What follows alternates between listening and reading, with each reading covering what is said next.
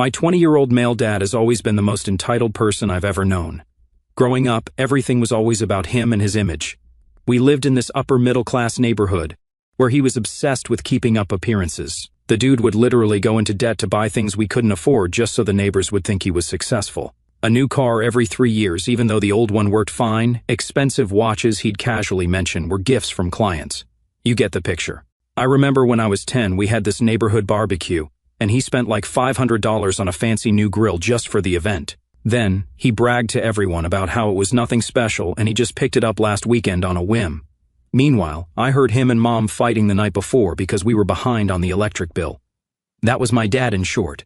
He was also the king of guilt trips. Anytime I needed something as a kid, he'd make this big show about how much he sacrificed for me. "Do you know how hard I worked to put food on this table?" was his favorite line, even though my mom was actually paying most of the bills. He'd use that manipulation tactic for everything, from school supplies to doctor visits. It made me feel like a burden for just existing.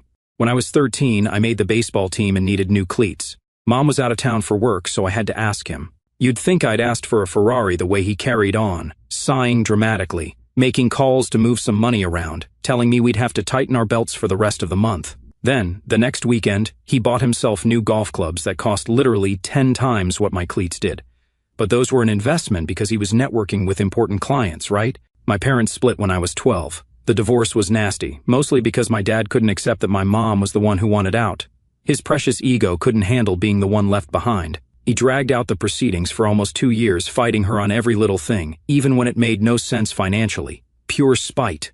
During the divorce, he actually tried to get primary custody of me, not because he wanted me around, but because he knew it would hurt my mom and he'd get more child support. When the judge saw through his nonsense and gave Mom primary custody, he acted heartbroken in court, then took me for fast food after, and spent the whole time on his phone, ignoring me.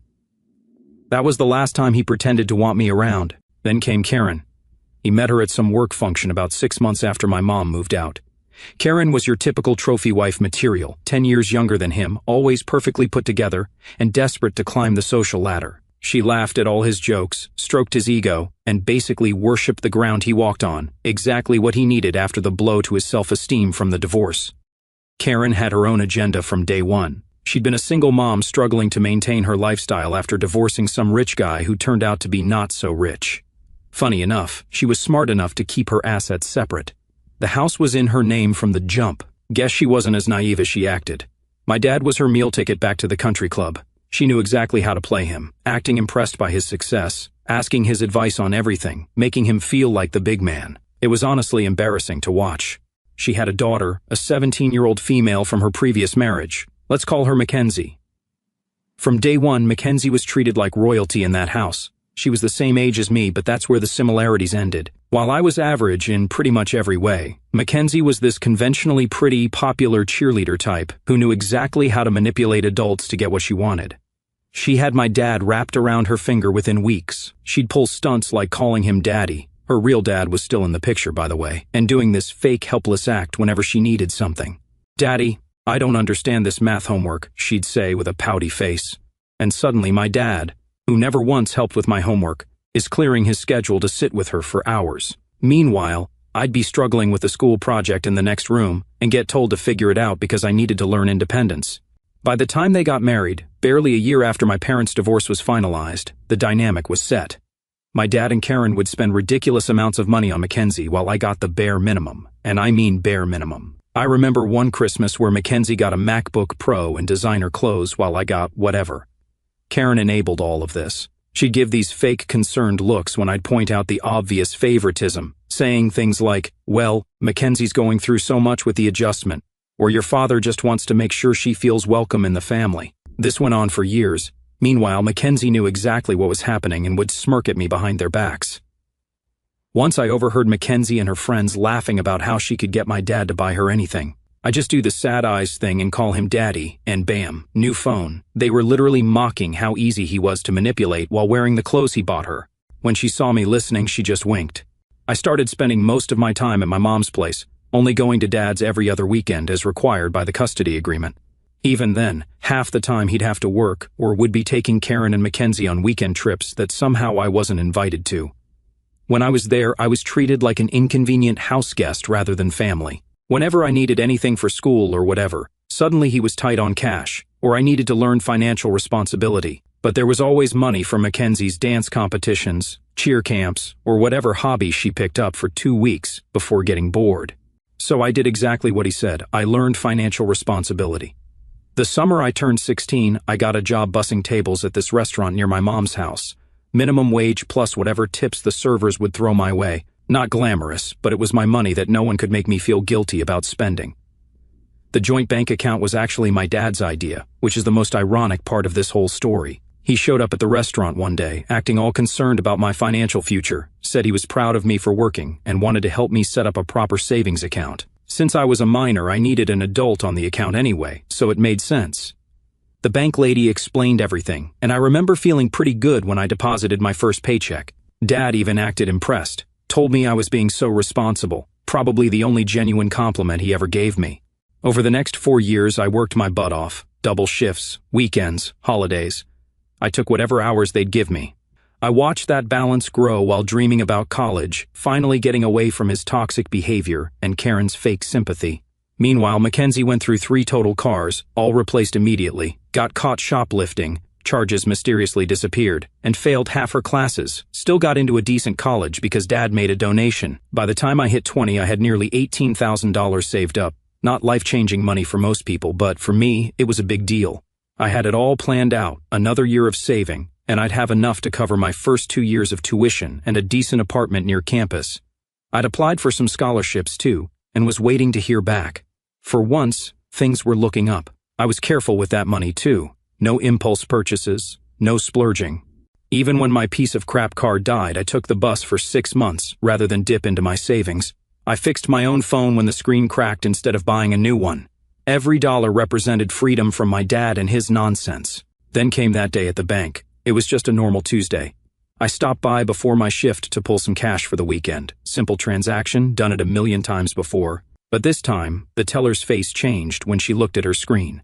My stomach dropped before she even said anything. "I'm sorry, but there are insufficient funds in your account." I just stood there, blinking like an idiot. Those words didn't compute. I asked her to check again, thinking it had to be a mistake. She clicked around for a bit and then turned the screen so I could see it. A withdrawal, the entire balance, all $18,000 and change, gone. The date stamp showed it happened barely a month ago. That's when everything clicked. Mackenzie's sudden trip to Cancun with her besties, the designer clothes she'd been posting on Instagram, her caption about the best surprise ever from the best dad ever, all paid for with my money I'd earned working doubles while she was out partying and posting selfies. I walked out of that bank feeling like I was going to throw up, sat on a bench outside, and called him right there. When he picked up, I didn't waste time with small talk. I straight up asked him why he'd emptied my account. His response? "You don't need it right now." Mackenzie did. "You can always earn more later." Just like that, like my 4 years of busting my butt meant nothing. Like what I'd saved was just pocket change I could easily replace. Like his stepdaughter somehow deserved my money more than I did. That was the moment I decided this manipulative, entitled man was finally going to learn what consequences felt like. After I hung up on my dad, I just sat on that bench outside the bank for like an hour, straight up shaking with rage. I've been angry before, but this was different. This was next-level fury that made my vision blur. 4 years of my life, thousands of hours of work, all my sacrifices, gone in one transaction so Mackenzie could post bikini pics from Cancun. I couldn't just let this slide, not this time. This wasn't about the money anymore. It was about years of being treated like I didn't matter. Years of watching him bend over backward for his new family while tossing scraps my way. When I could finally think straight enough to move, I called my mom. She's always been the level-headed one, and I needed someone who wouldn't tell me I was overreacting. When I told her what happened, she went dead silent, not because she didn't believe me. She knew exactly what he was capable of, but because she was calculating just how low he'd sunk this time. "Come over now. Bring all your bank statements," she said in this tone I rarely heard from her. I crashed at her place that night, both of us too pissed to sleep. By morning, she'd already made a dozen calls and had her laptop open with like 20 tabs. My mom might look like a sweet kindergarten teacher, but cross her kid, and she turns into a darn tactician. First thing we did was call the bank to understand our options. The answer was exactly what I feared. Since he was a joint account holder, legally, he had every right to withdraw the money. Technically not theft, morally messed up beyond belief, but not illegal. "So we can't get the money back through the bank," my mom said after hanging up, "but that doesn't mean we're powerless." That's when we started mapping out the plan. If we couldn't hit him legally, we'd hit him where it actually hurt, his precious reputation and financial stability. See, my dad's whole identity is wrapped up in how others perceive him. Mr. Successful, Mr. Family Man, Mr. Pillar of the community. The man would rather die than have people know what he's really like. And his finances? A total house of cards. My mom had witnessed it during their marriage. He'd spend way beyond his means to keep up appearances, taking out loans to pay other loans, the whole deal. Step 1 of the plan, expose him publicly. I started with calls to family members, my paternal grandmother first. She'd always been nice to me, even though we weren't super close. When I told her what happened, she first asked if I was sure, if there wasn't some misunderstanding. I expected that. Nobody wants to believe someone in their family could be that awful. So I emailed her the bank statements showing the complete withdrawal, screenshots of my stepsister's social media posts from the exact dates showing her Cancun trip and shopping sprees, and a recording of my phone call with my dad. Yeah, I recorded it. You learn to document everything growing up with him. Her tone changed completely. I always knew your father had issues, she said, but I never thought he'd stoop this low, not with his own child's future. I didn't stop there. I called every relative, every family friend, every connection we had in common. Some didn't believe me at first, others made excuses for him. But enough were disgusted by what he'd done, especially when I had receipts to back it up. Most of my aunts and uncles were shocked but not completely surprised. Apparently my dad had a reputation in the family for being selfish, even as a kid. My uncle told me about how my dad had borrowed and crashed his car in high school, then let my uncle take the blame. Your dad's always thought rules don't apply to him, he said. My cousin Jake was particularly helpful. He works at a credit union and was furious when he heard what happened. Public records are your friend, he told me, explaining how to look up financial information that might help later. More on that in a bit. Then I took it nuclear. I wrote a detailed Facebook post. No dramatics, no name-calling, just the cold, hard facts with screenshots as proof. I explained how I'd worked since 16 to save for college, how I discovered all my money was gone, and how I found out it was funding my stepsister's luxury vacation. I ended with a simple question. What kind of father steals his child's education fund to buy his stepdaughter designer clothes? But I didn't just post it on my page. I posted it in our neighborhood Facebook group and the group for his golf club and tagged every family member and family friend I could think of. Then, I sat back and watched the chaos unfold. The impact was immediate. The post exploded within hours. Comments, shares, messages flooding in from people I hadn't talked to in years. Everyone wanted to know if it was true, and everyone was horrified when I proved it was. People from his work saw it too. Turns out, one of his key coworkers is married to one of my mom's friends. The coworkers shared it with their entire department. Dad's boss saw it, clients saw it, everyone saw it. My stepsister, Mackenzie, was the first to respond, commenting some nonsense about how she had no idea where the money came from and how I was trying to ruin her relationship with her dad. But she deleted her comment and blocked me within minutes.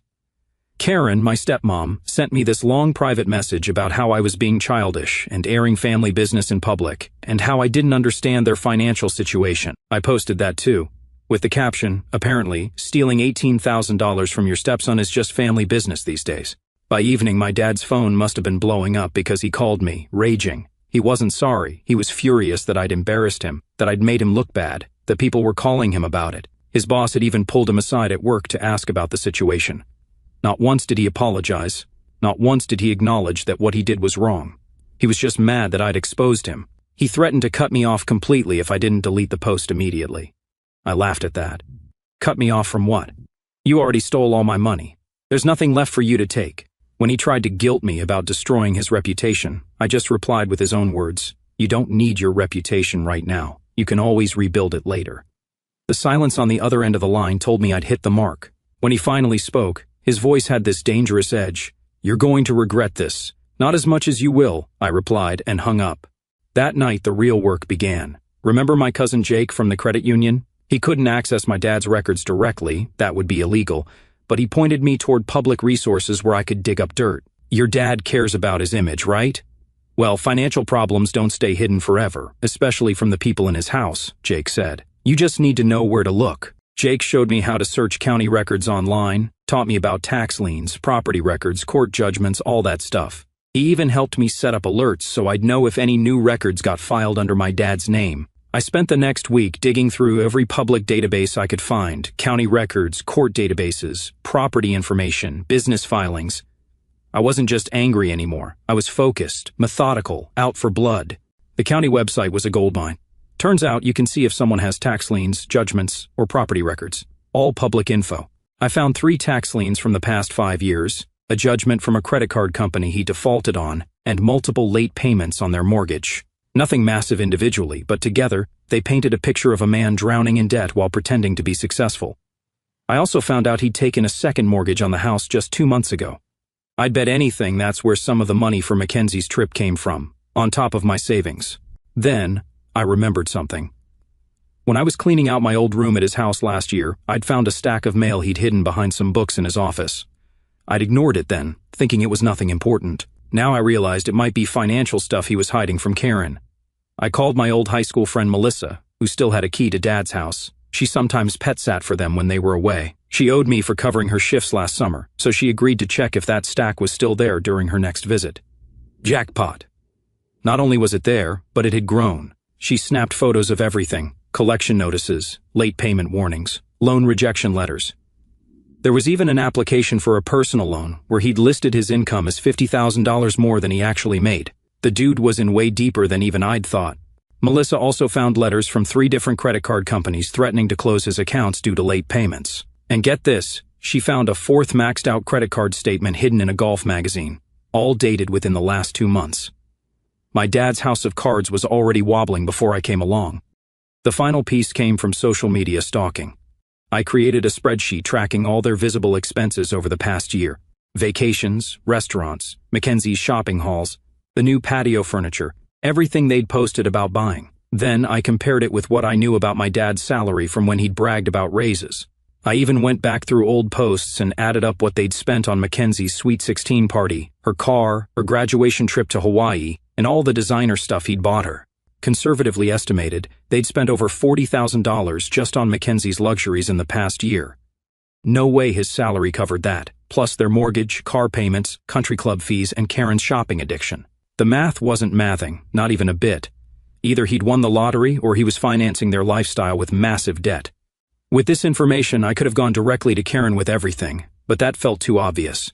Instead, I created an anonymous email account and sent selected documents to his boss and a few key coworkers. My dad worked at a financial services firm where reputation and trustworthiness were everything.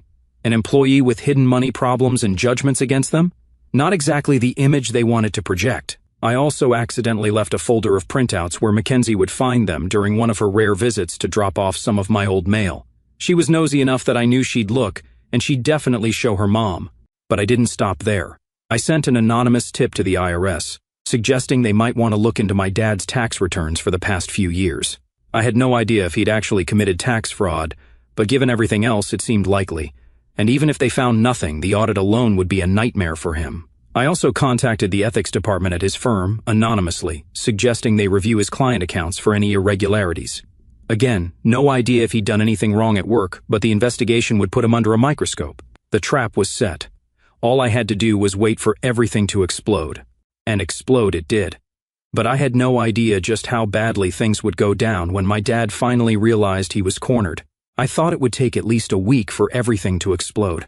Nope, it took exactly 48 hours. My phone went nuts Tuesday night with texts from family. Apparently, my dad got called into some emergency meeting with his boss that afternoon. My cousin's wife works in the same building and overheard stuff about financial responsibility and company image. Not enough to fire him, but definitely put him on thin ice. But that was just the appetizer.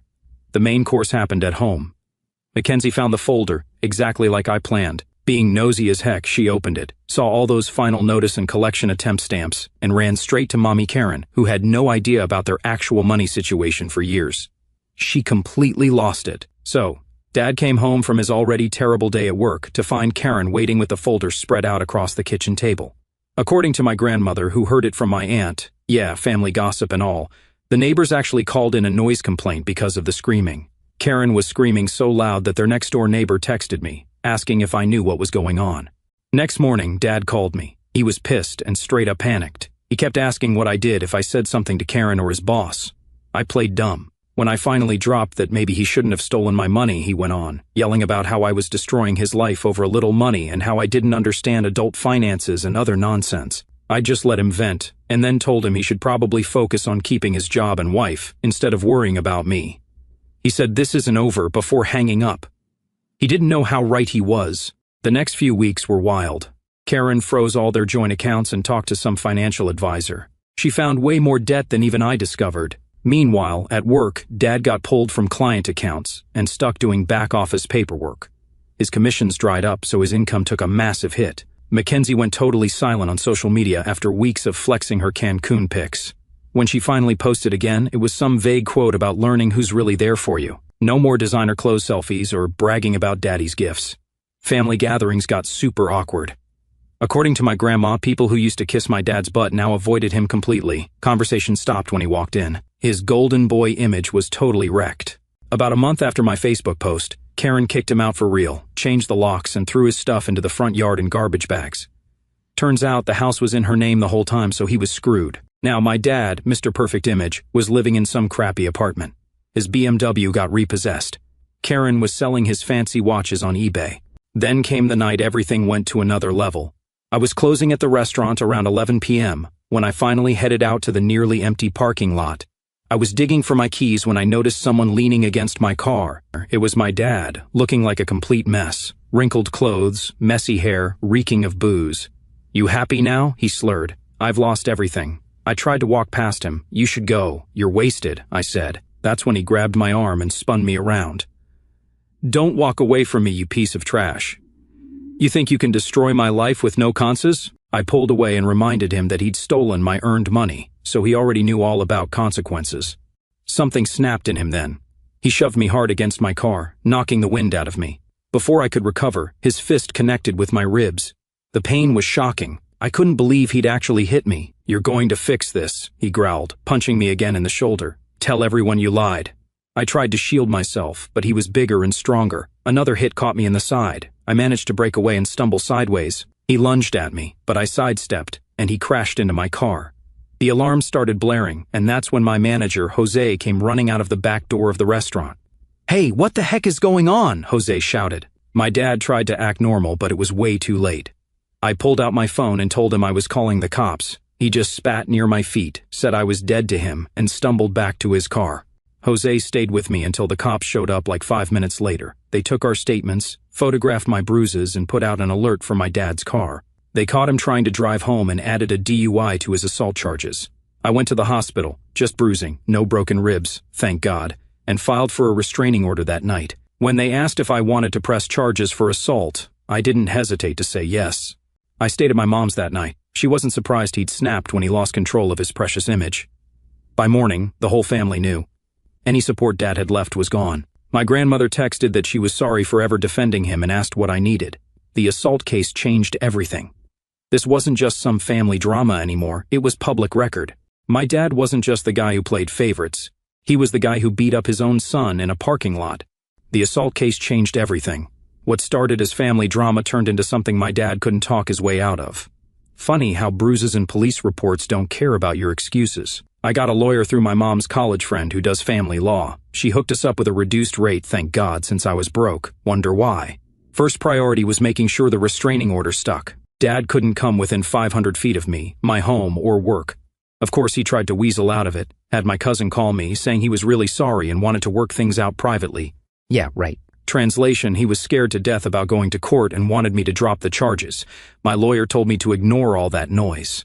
Court was pretty much what you'd expect. I showed up with my mom, still had wrapped ribs and fading bruises. Dad showed up alone and pathetic. No Karen or Mackenzie backing him up. Shocker. I won't bore you with all the legal stuff, but basically they had security footage, my manager's statement, and photos of my injuries. Dad's lawyer tried the whole just a family argument that got out of hand angle. The judge basically called nonsense on that logic, like, did he really think he told people I stole his money was a good defense for assault? Genius move there, Dad. Long story short, he took a plea deal. 6 months probation, anger management classes, 100 hours community service, fines for both assault and DUI, a permanent restraining order, and he had to pay my medical bills, plus a shiny new criminal record that'll follow him forever. Not jail time, but I was cool with that. Watching his life implode was better punishment anyway. The probation term screwed him even harder than I expected. Regular check-ins with his parole officer meant taking time off work. Community service ate his weekends. Anger management classes weren't cheap. And here's the funny thing. His apartment was too close to mine under the restraining order terms, so he had to break his lease and move again. Couldn't have planned that one better myself. Oh, and the family fallout was brutal. My grandma called me after the news story ran. She was beyond pissed, said she'd been making excuses for his behavior for decades and was done enabling him. She literally updated her will the next week to remove him completely. Dad had been counting on that inheritance to fix his money problems, so oops. Meanwhile, I focused on rebuilding. The victim services people hooked me up with emergency financial aid for college. It wasn't the full amount Dad stole, but enough to get started. Mom co-signed a small loan for the rest. I found a cheaper apartment with a roommate, picked up more shifts, landed a small scholarship, and bought myself a decent used car with my own money. First thing I owned outright, no strings. Not the smooth ride I'd planned after saving for years, but I was making it work. Most importantly, I was free from his nonsense forever. The restraining order was basically a dad-repellent shield. About a month post-court, Karen was divorcing his butt and had found even more financial secrets during discovery. He'd been taking out credit cards in her name, skimming from their savings, even borrowing against their house without telling her. The final nail in Dad's coffin came about 2 months after court when his firm finally fired him. They'd kept him on desk duty through the legal stuff, but once everything was official, they cut him loose for violation of company ethics policy. Translation: we don't want a convicted abuser managing people's money, you psycho. With no job, no wife, mounting legal bills, and a criminal record, he ended up in a Roach Motel apartment in the next city over, working at a call center. The guy who used to brag about his corner office now spends his days getting yelled at by strangers about their cable bills. Life comes at you fast. Sometimes I wonder if I went too far. Then, I remember him stealing my future without a second thought, remember the feeling of his fist hitting my ribs. He made his choices, I just cashed the karma check.